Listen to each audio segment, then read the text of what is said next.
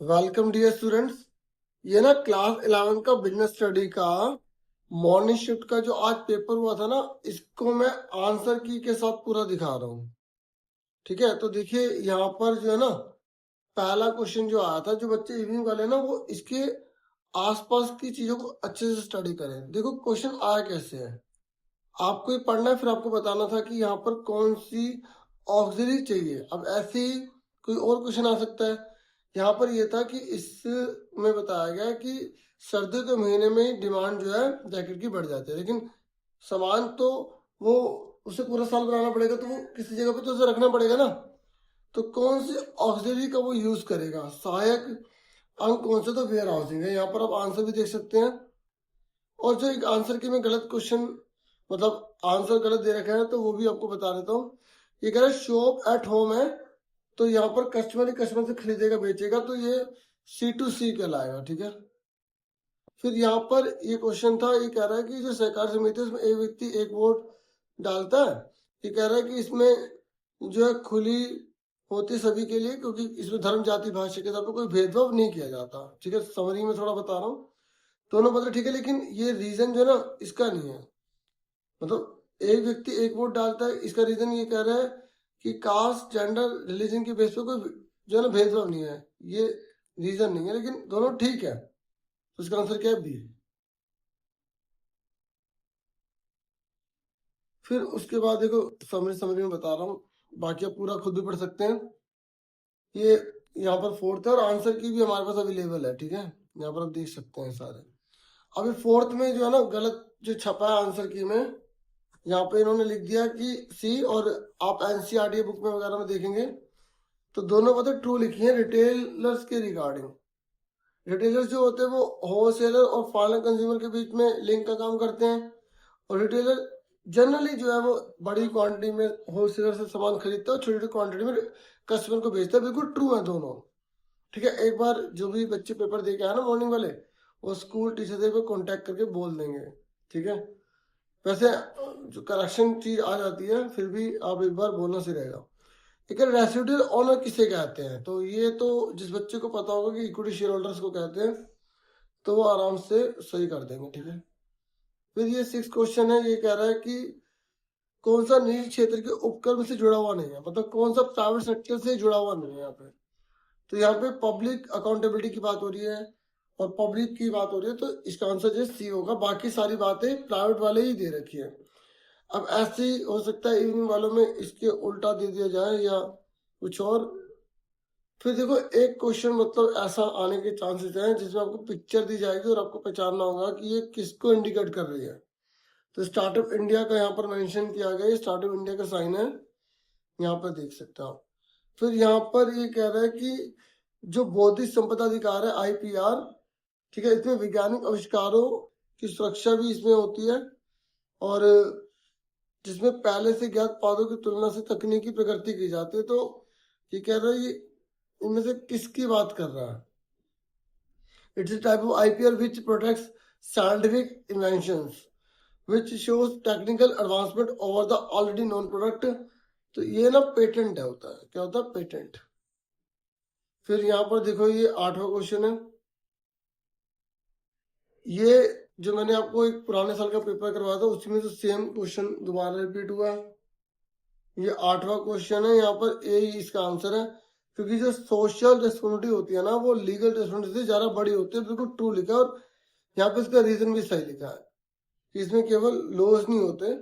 ठीक है, तो इसका आंसर दोनों बातें ठीक लिखे तो ए आंसर हो जाएगा इसका। फिर उसके बाद जो है ये बहुत इजी था, ये आपको इसे इंक्रीजिंग ऑर्डर में लगाना था। चैप्टर्स आपने पढ़े हैं, सबसे छोटा सोल पार्टनरशिप, उससे बड़ी पार्टनरशिप, फिर जॉइंट हिंदू फैमिली, फिर कंपनी। तो इस तरीके से इसका आंसर ए है। फिर 10th क्वेश्चन में यहाँ पर देखो आपको ना यहाँ पहचानना है कि पता है क्या, इसमें समझ ही बता देता हूँ कि एक ना यहाँ पे डॉक्यूमेंट है जो मतलब बहुत ज्यादा, मतलब एक तरह से समझ लो कि उसे सीक्रेट रखना है, सिक्योरिटी उसमें एडिशनल भी चाहिए। तो हम ये चाहते हैं कि जिसको ये डॉक्यूमेंट या जो चीज हम भेज रहे हैं ना एनवेलप, वो जिस पर्सन को भेजना चाहते हैं उसे ही मिले। तो यहाँ पे किसका यूज किया जाए, ताकि जिसको हम भेज रहे हैं उसी को मिले और एक्स्ट्रा सिक्योरिटी भी हो। तो ये रजिस्टर्ड पोस्ट इसका आंसर होता है। ठीक है, ठीक है। तो यहाँ पर आप सारे आंसर्स भी देख रहे हैं। ठीक है,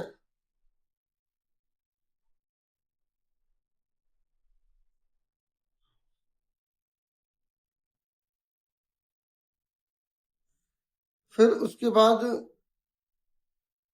यहाँ पर बोल रहा है निम्नलिखित में से कौन सा दस्तावेज जहाज के कप्तान द्वारा सामान को जहाज पर लादने कर तैयार किया जाता है। ये आपको देखो, अगर आपने पढ़े हैं ना सारे पॉइंट्स, इन सबकी डेफिनेशन पढ़ी तो आप बता दोगे।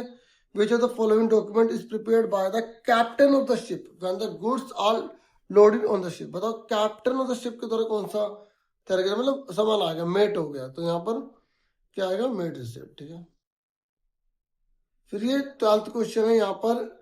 ये बहुत पहले के समय में ना सूरत एक ऐसा पोर्ट होता था जिसमें बहुत बड़ी मात्रा में ट्रेड होता था। तो कह रहे इनमें से कौन सी बात जो है सूरत को लेकर सही नहीं लिखी गई। तो सीधा आंसर बताता हूँ कि सूरत जो है ना, कह रहे इम्पोर्टेंट प्लेस है बुद्धिस्ट सेंटर का लर्निंग का। तो ये तो ऐसा था ही नहीं, तो इसका आंसर क्या आएगा, डी आएगा। ठीक है, फिर देखो ये मैचिंग करनी थी। अगर इनमें से एक भी पॉइंट सही से पता है ना तो बच्चा आराम से मैचिंग कर देगा। तो ये देखो जो प्रेफरेंस शेयर है उसमें डिविडेंड फिक्स रेट पे मिलता है, तो बी का चौथा किसमें लिखा है, इसमें लिखा है, आंसर आ गया। ठीक है, बाकी आप भी पढ़ लो क्योंकि हो सकता है इन्हीं से जुड़ा हुआ कुछ क्वेश्चन आ जाए नया। ठीक है, यहाँ पर देखो आप आंसर,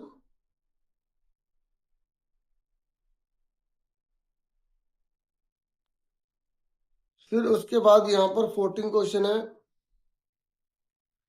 ये कह रहा है MSMED अधिनियम 2006 कहता है सूक्ष्म उद्यम वह उद्यम होता है जिसमें संयंत्र मशीनरी या उपकरणों में निवेश निम्न सीमा से अधिक नहीं होता। अब आपको बताना, देखो यहाँ पे सबकी लिमिटेशन दे दी है, तो आपको बताना कि माइक्रो एंटरप्राइज किसे कहा जाएगा, कितने पैसे लगते हैं उसमें कम से कम। तो 1 करोड़ और टर्नओवर जो है वो 5 करोड़ से ज्यादा नहीं होना चाहिए। बाकी का भी कर लो, दो और होते हैं ना, स्मॉल हो गया मैक्रो हो गया, तो उसको भी आप एक बार देख लेना, उनकी भी अमाउंट चेक कर लेना सारे। ठीक है, और ये कह रहा है फेरी वाले होकर से कौन सी बात जुड़ी हुई नहीं है। तो यहाँ पर लिखा है कि ये व्यापारी केवल एक विशेष प्रकार के सामान का ही व्यापार कर रहे होते हैं, ऐसा तो नहीं होता, क्योंकि तो लास्ट में जाके गलत बात लिखी थी। सुन रहे ना मेरी बात, तो इसका आंसर डी आ जाएगा। ठीक है, अब ये मैं यहाँ से मैंने एक बार चेक कर लिए थे, वेरीफाई कर लिए थे। ठीक है, फिर भी मैं आपको यहाँ समझा रहा हूँ। ठीक है, दिखा देता हूँ आंसर की, बाकी मैं सिर्फ एमसीक्यू यहाँ पे आपको समझा रहा हूँ, बाकी आपको पूरा पेपर दिखा दूंगा आंसर की के साथ। देखो जब, देखो अलग अलग आपने पढ़ा होगा पब्लिक के अंदर, गवर्नमेंट के अंदर, तो यहाँ पर ये कह रहा है कि एक एक्ट पास करके जो आरबीआई वगैरह इसका निर्माण किया गया, तो ये पूरा फ्री हो जाता है और ये इंडिपेंडेंट बन जाता है। तो ये किस पार्ट में आता है आपको बताना, पब्लिक सेक्टर एंटरप्राइज का कौन सा पार्ट होता है, इसे क्या बोलते हैं, इसे स्टैच्यूटरी कॉर्पोरेशन कहते हैं, जो किसी स्पेशल एक्ट के अकॉर्डिंग पास होता है। और ये मिनिस्ट्री वगैरह के अंदर जो बनाया जाता है डिपार्टमेंट टेकिंग होता है। गवर्नमेंट कंपनी का 51% से ज्यादा अगर होल्डिंग होती है गवर्नमेंट की, और ये पीपीपी का मतलब होता है इसमें गवर्नमेंट प्राइवेट सेंटर या स्टेट या कोई भी प्राइवेट के साथ मिलकर किसी प्रोजेक्ट पर काम करती है, जैसे आपने मेट्रो देखी होगी इस तरीके से।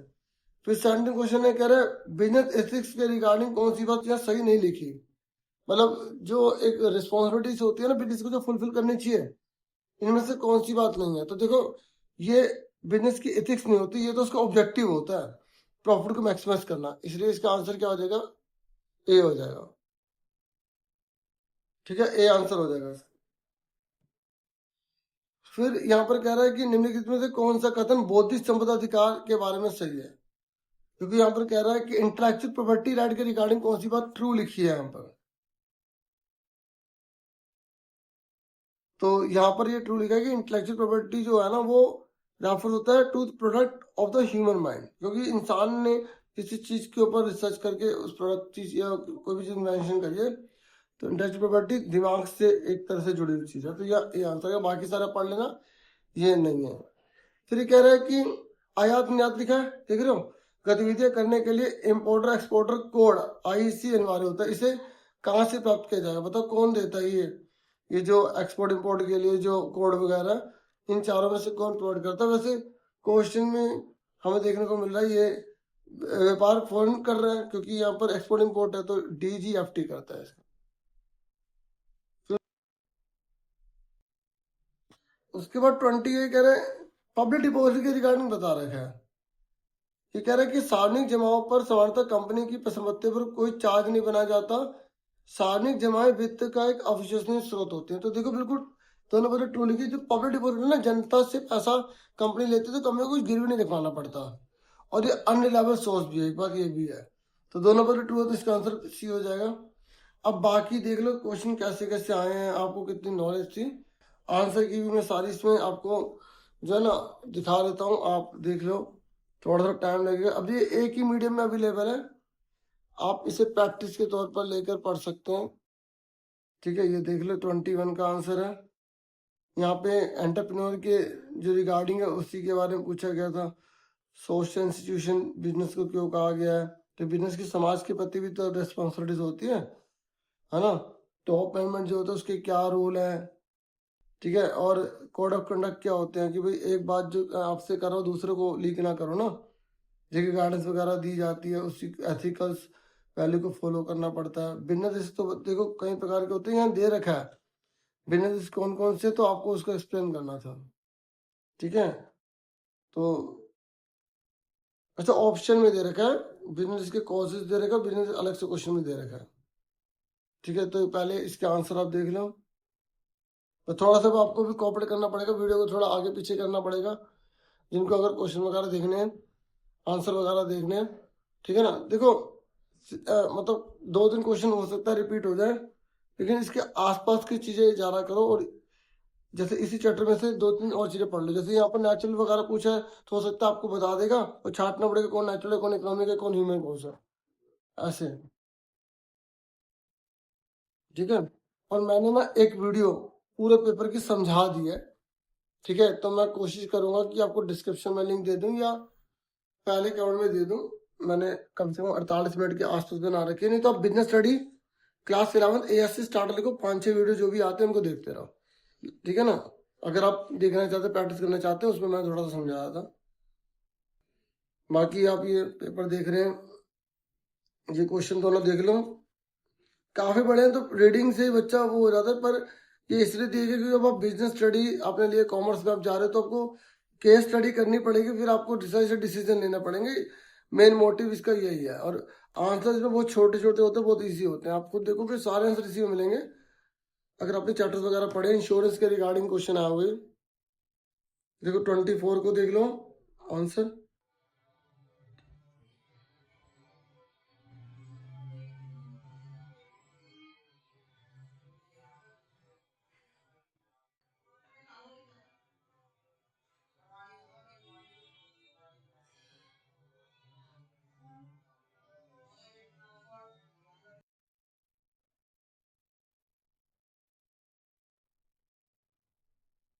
प्रिंसिपल के बारे में आपको बताना था, जो इंश्योरेंस वगैरह के रिगार्डिंग है।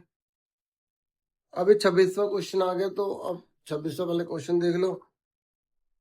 देखो कौन सा क्वेश्चन है, कौन सी जो कॉमर्स है उसमें हिंड्रेंस कौन कौन सी है, वो ये हिंड्रेंस कौन कौन सी हिंड्रेंस को दूर करती हैं। ठीक है, 27 इंग्लिश में भी दिखा रहा हूँ, हिंदी में भी दिखा रहा हूँ। देखो 28 है। देखो कितना आसान दिया, शेयर वेंचर में क्या डिफरेंट। ट्रेड क्रेडिट जब माल को उधार खरीदते हैं, है ना, उसकी 3 आपको कैटेगरी बतानी है, हिंदी में देख लो। अब इसके आंसर देख लो फटाफट।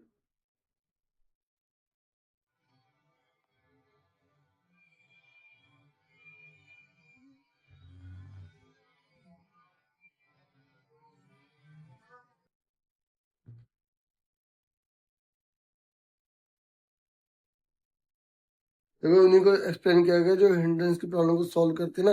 देखो इंश्योरेंस कौन सी हिंड्रेंस को सॉल्व करती है, रिस्क को करती है। वेयर हाउसिंग टाइम की हिंड्रेंस को सॉल्व करती है।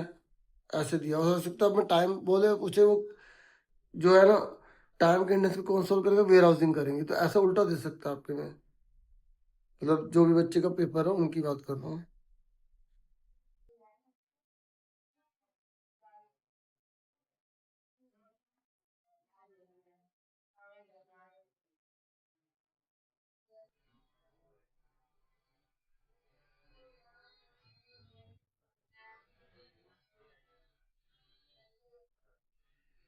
28 शेयर डिवेंचर में डिफरेंट है, जो आपने लर्न किया वो आप बता सकते हैं। नहीं तो यहाँ टॉपिक दे रखे हैं आपको, रिटर्न, रिस्क, तो आपको इन्हीं के बेस पर आंसर करने थे फिर।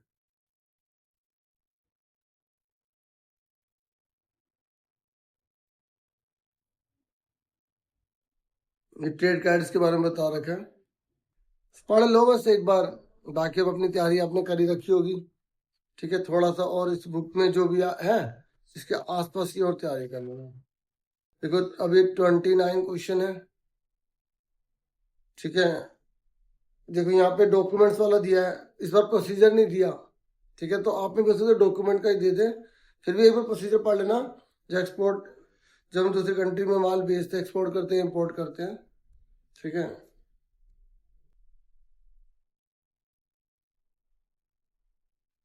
और एजेंट के क्या फंक्शन होते हैं, एक बार उसे भी पढ़ लेना।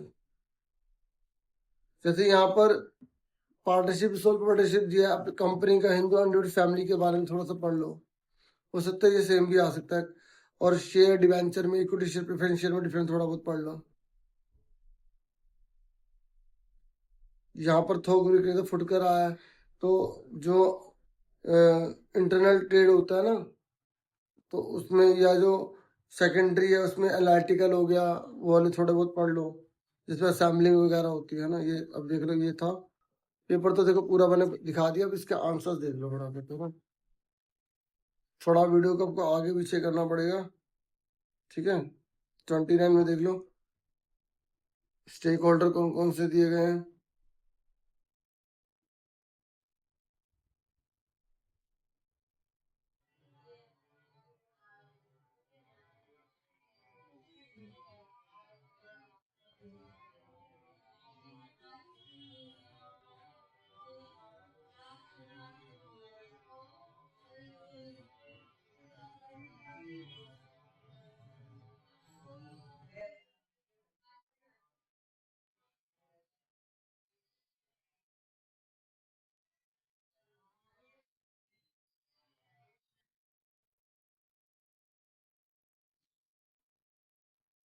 जॉर्ज स्टॉक कंपनी की फीचर्स दे रखे हैं। ठीक है, पता है उस क्वेश्चन में जो मतलब जो पैसेज है, केस स्टडी उसमें लिखी है, बस आपको एक्सप्लेन करनी थी। इसलिए आपको ना, बिजनेस स्टडी आप कर रहे हैं तो आपको जो भी टॉपिक है उनके अच्छे से मीनिंग समझ में आ जाना चाहिए, फिर आपको बना बना के बस लिख देना है।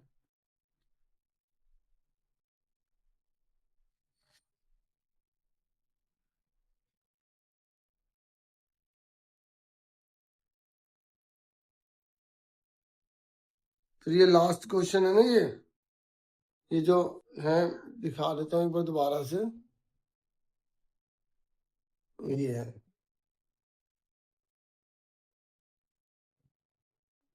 ठीक है, अब इसको देख लो आंसर इसके।